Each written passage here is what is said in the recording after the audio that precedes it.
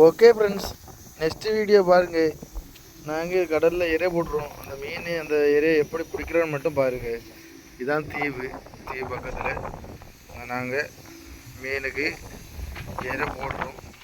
இந்த மீனை பேர் கிளாத்தி மீனுன்னு சொல்லுவாங்க. பார்த்தீங்களா, அது எவ்வளவு சாதுல்யமாக இந்த இறையை கொண்டு போகிறோன்னு மட்டும் பாருங்கள். சாதுல்யமாக இதே பார்த்தீங்கன்னா வேறு எங்கும் உங்களுக்கு பார்க்க முடியாது.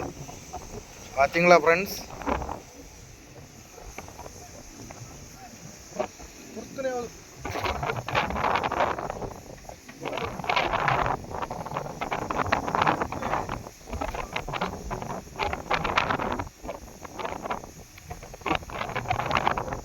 கச்சா போட்ட நல்லா பிடிச்சா